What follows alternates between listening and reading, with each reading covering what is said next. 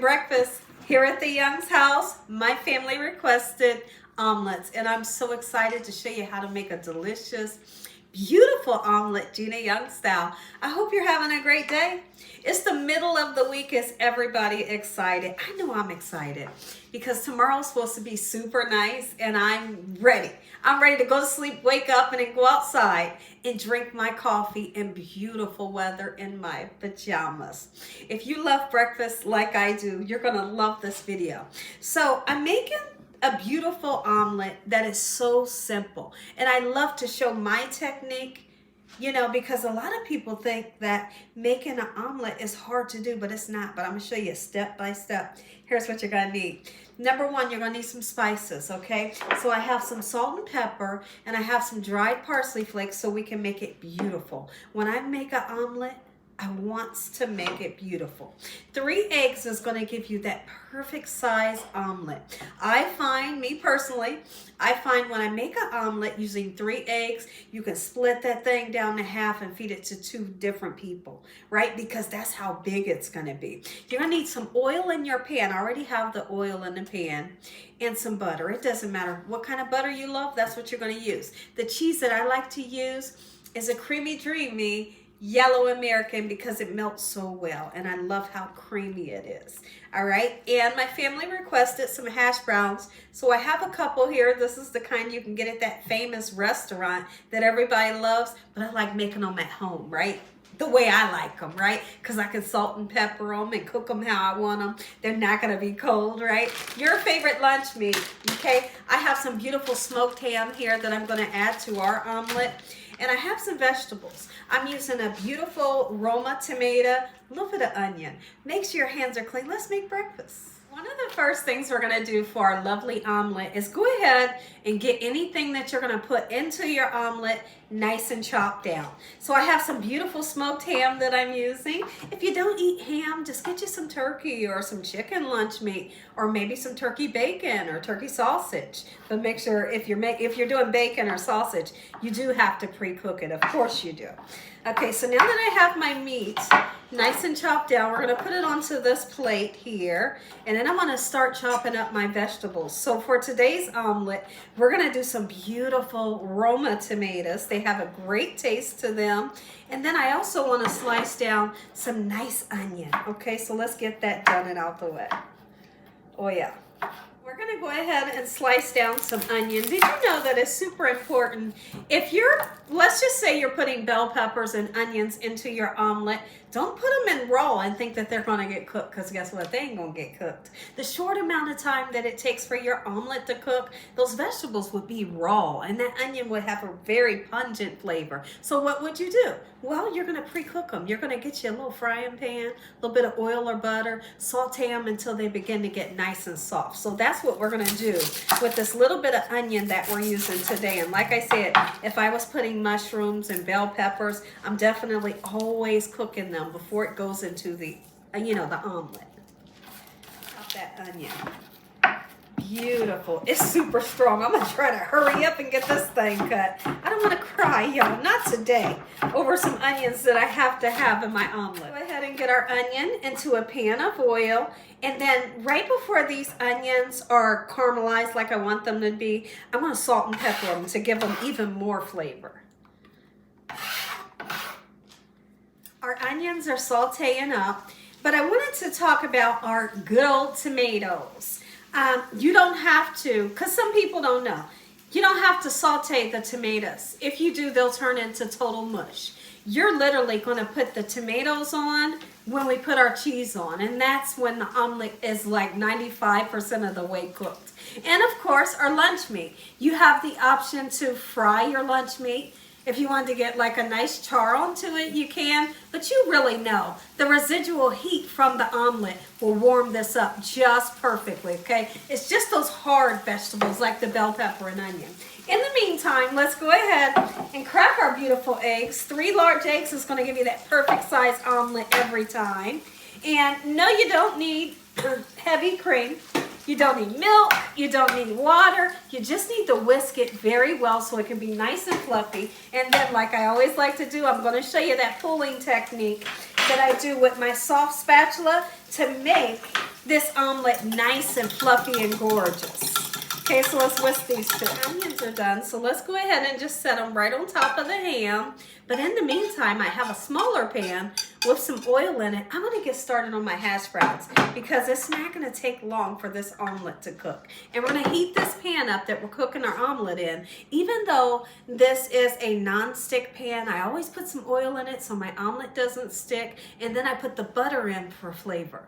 I think it's my allergies that has been acting up. So if my voice sounds a little funky, it is. Like I said, I think it's the change of the weather. We got, there's flowers beginning to bloom and pollen and all the stuff. So I'm drinking some turmeric tea, and inside of here, there's a turmeric tea bag in there. It's a turmeric ginger cinnamon tea bag. I have 2 cloves and I have some black pepper, and the black pepper kind of helps the turmeric to do what it's supposed to do. But I'm hoping that by the end of this day of me drinking this all day today, my allergies would have kind of, what's the word that I'm looking for, got in check. I'm hoping that this turmeric tea can check those allergies, right? Absolutely I am. Put those hash browns in. Make them nice, beautiful, and golden brown. And don't forget to salt and pepper them.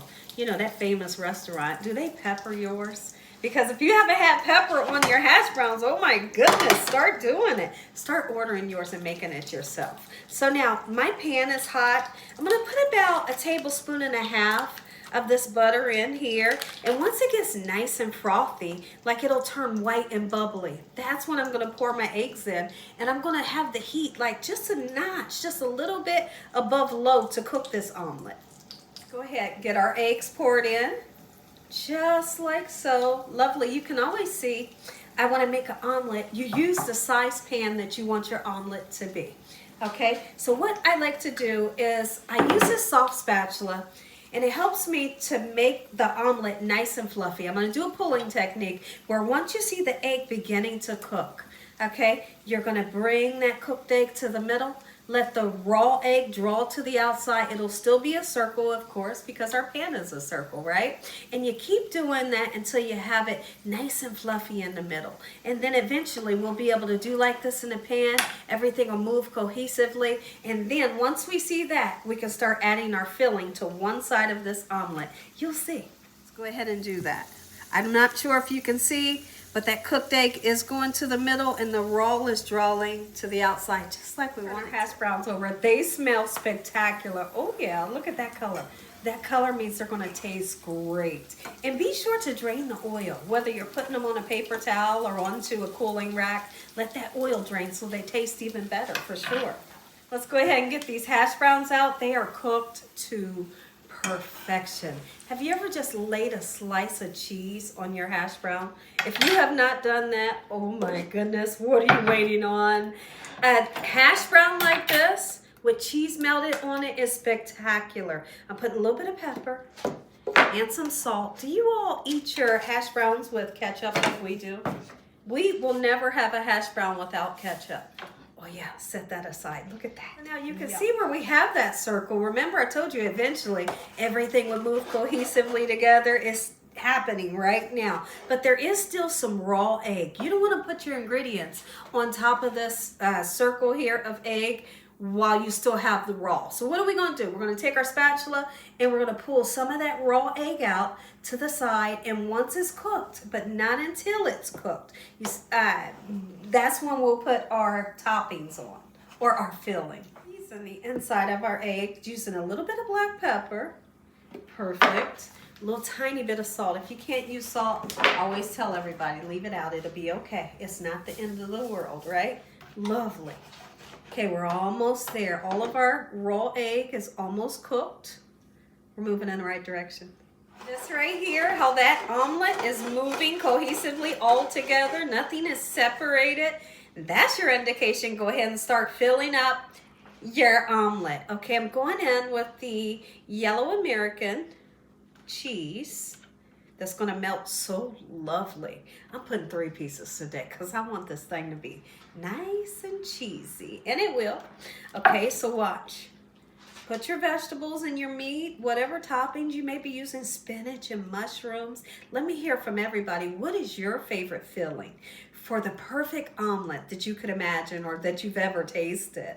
I want to hear from everybody. Look at that. What's great about making it at home and not going out to your local restaurant is you can make it like you want, right? Because not all the time when you say not a lot of tomatoes, do they really listen? Or you say extra cheese, do they really give it to you? No. But when you're at home, you can do it like you want. Don't even think about this part. You just put your spatula under that side and you flip it quick. Okay, don't even think about it.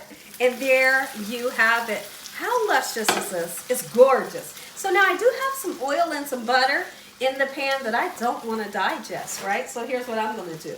I'm going to blot that oil. Such a smart idea, right? All that grease, I don't want it. So I use the paper towel to kind of blot it up. I'm going to let this cook for about 2 minutes and we have a lovely omelet that was so simple to make, and you can do it too. And put that little bit of parsley flakes on it to make it nice and gorgeous. Good morning and enjoy breakfast, Gina Young style. Make this video, give me a thumbs up. If you ain't subscribed, but you're waiting on, tell the world what Gina's doing every single day in this kitchen. And Father, on today, we thank you for your mercy. We thank you for answering our blessings, answering our prayers and our blessings. We thank you for all you've done and what you will do. We thank you for this meal we're going to receive. Amen, amen. Taste it. Who wants to taste? You want to taste. First, I'm going to give you a bite of that crispy hash brown. Oh, yeah. And then the omelet is cheesy. It's going to have all your favorite fillings in there. Oh, that's good. That's good stuff.